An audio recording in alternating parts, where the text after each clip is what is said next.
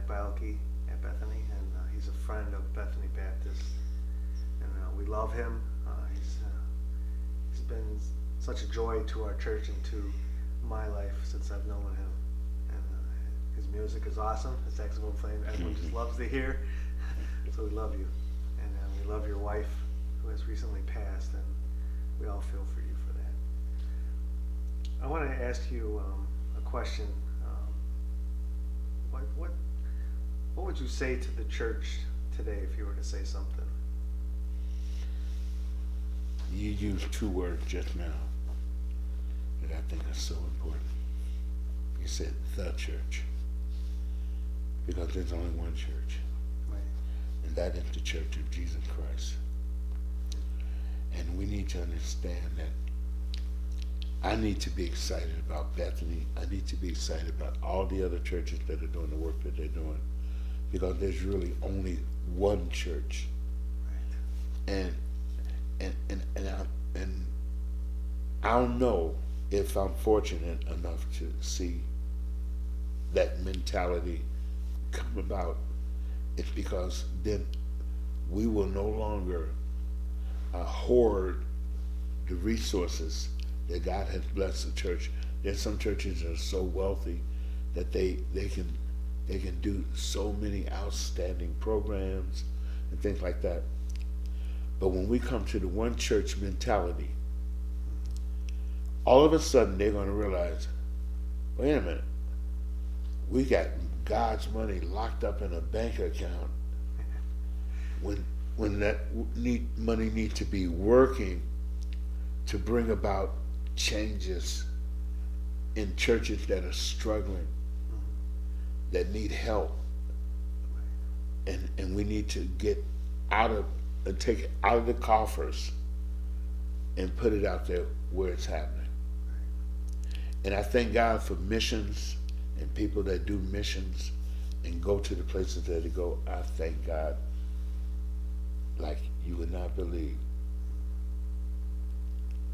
But how many missions have you passed while you were on your way to do missionary work? Right. You know.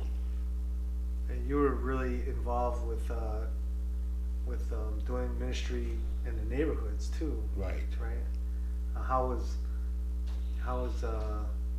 that? I mean, there's some really touch them, reach some hearts. Do you still see some of those people from that you've ministered All to? the time. A lot of them came to the church where I am. They came with me. Right. And I think that we get into a mentality that we have to do certain things, certain ways, certain times of the year, and all of these kind of things. And when God really comes in, and when we really yield to Him, there's a fluidity that's going to become prevalent. And I may be on my way to Nicaragua or wherever and everything, but I may not make it because there's so many people on the way to the airport that I could have reached. Right. There's so many people in the cab that I could have reached, and things that ultimately what I will come to realize and come out of my mindset, and though I'm the answer for other people, and I would spend my resources empowering the indigenous people to do the work, and that I would remember that I'm indigenous here. Right. You know? Uh-huh. And I think that people do need to still go to India and Africa and everything I do. But I think it would become more fluid, and we would realize that I don't need a $60 million jet so that I can fly, uninhibited by people that bother me along the way. Right. Yeah. And instead, I would realize the unbelievable work that could be done here and a lot of other places without me getting so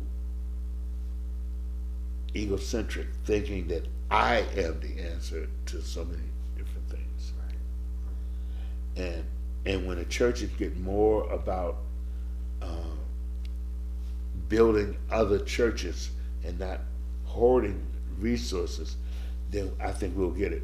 I just heard about a minister, and I don't even know what's going on. I'm not going to say the name. It's a prominent minister that I heard that quote unquote fell.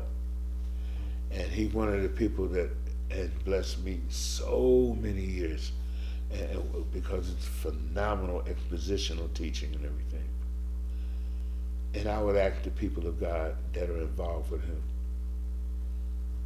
please just pray with him. Let him keep working. You know, we kill our own wounded.